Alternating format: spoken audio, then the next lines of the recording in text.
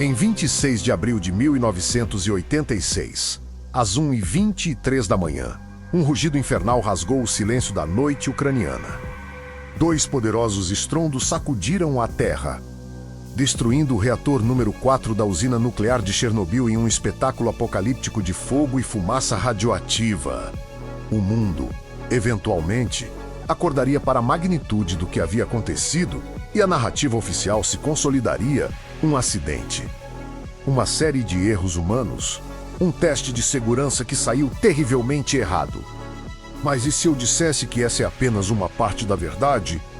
E se eu lhe dissesse que a explosão de Chernobyl não foi um mero acidente, mas a culminação inevitável de falhas de design intrínsecas, negligência sistêmica e uma cultura de segredo que se estendia pelos mais altos escalões do poder soviético? Para entender a verdadeira natureza desta catástrofe, precisamos retroceder no tempo e desmantelar a máquina peça por peça. O reator RBMK-1000 de Chernobyl era, em sua essência, uma aberração da engenharia nuclear. Projetado na União Soviética, ele era um reator de grafite e água fervente, com uma característica singular e perigosa, um coeficiente de vazios positivo. O que isso significa? Em termos simples, quanto mais a água de resfriamento evaporava ou diminuía, mais a reatividade do núcleo aumentava. Em vez de se estabilizar ou desligar automaticamente em uma condição de superaquecimento menos, como a maioria dos reatores nucleares ocidentais faria menos, o RBMK tornava-se cada vez mais instável, criando um ciclo de feedback positivo que o impulsionava para o desastre. Era como construir um carro onde, quanto mais rápido você dirige, mais o acelerador se prende. Uma falha de design fundamental, um segredo que os engenheiros e a liderança soviética conheciam, mas que foi sistematicamente abafado em nome da produtividade e da propaganda. Não era apenas o coeficiente de vazios. Os bastões de controle, projetados para absorver nêutrons e desacelerar a reação nuclear, tinham uma falha crítica. Quando inseridos, suas pontas de grafite, um material que na verdade aumenta a reatividade, entravam no núcleo antes da parte de boro que absorve nêutrons. Por alguns segundos cruciais, ao invés de desligar o reator, eles causavam um aumento inicial de potência, um pico de reatividade. Este é um detalhe técnico, sim, mas de uma importância devastadora. Ele transformou a principal medida de segurança em um catalisador para o desastre. A noite de 26 de abril de 1986 não foi um dia qualquer. Era uma sexta-feira e uma equipe de operadores estava se preparando para realizar um teste de segurança. O objetivo era determinar se as turbinas, em caso de perda de energia da rede, poderiam gerar eletricidade suficiente para manter as bombas de água de resfriamento funcionando até que os geradores a diesel de emergência fossem acionados. Um teste crucial, mas que seria conduzido sob as piores condições imagináveis. A equipe que deveria realizar o teste durante o dia foi substituída por uma equipe noturna menos experiente e menos familiarizada com os procedimentos específicos.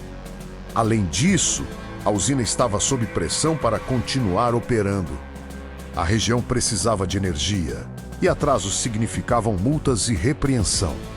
Esta pressão para cumprir cotas, muitas vezes ignorando protocolos de segurança, era uma característica endêmica do sistema soviético. 0h28, o teste começou. O reator, que deveria ter operado em torno de 7001000 MW térmicos, caiu para um nível perigosamente baixo. Cerca de 30 MW, a equipe tentou elevar a potência, mas a essa altura, o reator já estava envenenado por xenônio, um subproduto da fissão que absorve nêutrons e dificulta o aumento da potência. O desejo de forçar o reator de volta à potência desejada, ignorando os avisos do computador e os limites de segurança, foi o primeiro de uma série de erros fatais. Para combater o envenenamento por xenônio e aumentar a potência, os operadores desativaram vários sistemas de segurança automatizados. Eles puxaram um número excessivo de hastes de controle, desrespeitando as regras de segurança que exigiam um mínimo de 28 hastes no núcleo. Naquele momento, apenas 6 a 8 hastes de controle estavam no reator. Um número incrivelmente baixo, tornando-o extremamente instável e quase impossível de controlar. Era uma bomba à espera de um gatilho. À 1h23/04, o engenheiro sênior Alexander Akimov ordenou o desligamento de emergência. Pressionando o botão este botão deveria inserir todas as hastes de controle no núcleo e abortar a reação. No entanto, devido à falha de design das hastes de controle menos as pontas de grafite e ao estado de baixa potência e alta instabilidade do reator, o A5 teve o efeito oposto. Em vez de desligar, ele causou um aumento maciço e descontrolado de potência. Em questão de segundos, a potência do reator disparou para 100 vezes o seu nível nominal. A água de resfriamento superaqueceu instantaneamente e se transformou em vapor, causando uma explosão. A pressão do vapor rompeu as tubulações e o topo de 2.000 toneladas do reator, liberando uma torrente de material radioativo para a atmosfera. Segundos depois, uma segunda e ainda mais poderosa explosão, causada pela mistura de hidrogênio e oxigênio produzido pelo contato do vapor com o zircônio das varetas de combustível, lançou grafite incandescente e pedaços do núcleo do reator a centenas de metros de altura. Os operadores, incluindo Akimov e Leonid Toptunov, o engenheiro responsável pelo controle do reator, foram as primeiras vítimas. Eles morreram de síndrome de radiação aguda semanas depois, tendo recebido doses letais enquanto tentavam desesperadamente conter o desastre que eles, inadvertidamente, ajudaram a precipitar, mas culpá-los exclusivamente é ignorar a imagem maior. Eles foram treinados em um sistema que suprimia informações sobre as falhas de design do RBMK. Um sistema que valorizava a produção acima da segurança e que empurrava seus trabalhadores a ignorar protocolos em nome de metas irrealistas. A resposta inicial do regime soviético foi igualmente reveladora. O sigilo foi a primeira reação. As autoridades locais em Pripyat, a cidade construída para os trabalhadores da usina, não foram informadas imediatamente sobre a gravidade da situação. A evacuação da cidade de 50.000 habitantes só começou mais de 36 horas após a explosão, expondo milhares de pessoas a doses significativas de radiação. Médicos foram instruídos a não mencionar a palavra radiação em seus diagnósticos. A imprensa soviética permaneceu em silêncio por dias e, quando finalmente relatou o incidente, minimizou sua escala. Foi a Suécia, a milhares de quilômetros de distância, que primeiro detectou níveis anormais de radiação, forçando a União Soviética a admitir, relutantemente, que algo grave havia acontecido. Esta tentativa de encobrir e minimizar a catástrofe não é o comportamento de um governo lidando com um mero acidente. É o comportamento de um regime que tenta esconder a verdade sobre falhas sistêmicas e negligência grave. Os custos humanos e ambientais de Chernobyl são incalculáveis. A zona de exclusão, uma área de 2.600 km², permanece em grande parte inabitável. Milhões de pessoas foram expostas à radiação, levando a um aumento nos casos de câncer de tireoide e outras doenças. O custo econômico para a União Soviética foi astronômico, contribuindo para sua eventual queda.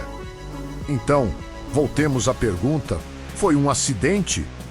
A Comissão Governamental Soviética, em sua investigação inicial, culpou exclusivamente os operadores por violações graves dos regulamentos de operação. No entanto, investigações posteriores, incluindo as da Agência Internacional de Energia Atômica EIA, mudaram a ênfase, reconhecendo as falhas de design do reator RBMK como um fator contribuinte crucial. A verdade é que Chernobyl foi um desastre multifacetado, onde a culpa não pode ser atribuída a um único indivíduo ou a um único erro. Foi um desastre onde a pressa na construção, a falta de treinamento adequado, a pressão para cumprir metas de produção, a desativação de sistemas de segurança por conveniência, a supressão de informações sobre falhas de design e o sigilo inerente ao sistema soviético convergiram. A combinação de um design de reator fundamentalmente falho com uma cultura que punia a cautela e recompensava a complacência criou uma receita para o cataclismo. Chernobyl não foi um raio em céu azul. Não foi um evento aleatório e imprevisível. Foi o resultado direto de uma série de decisões e omissões humanas, enraizadas profundamente no sistema que o criou. Foi um desastre anunciado, esperando para acontecer. A explosão de Chernobyl não foi um acidente. Foi uma catástrofe que expôs a fragilidade da tecnologia e a devastadora consequência de priorizar o poder e a propaganda sobre a segurança e a verdade. Se este mergulho profundo em Chernobyl lhe abriu os olhos para a verdade por trás do desastre, não se esqueça de deixar o seu like, partilhar este vídeo e inscrever no canal para mais análises sobre os maiores desastres da história. A verdade está sempre esperando para ser descoberta.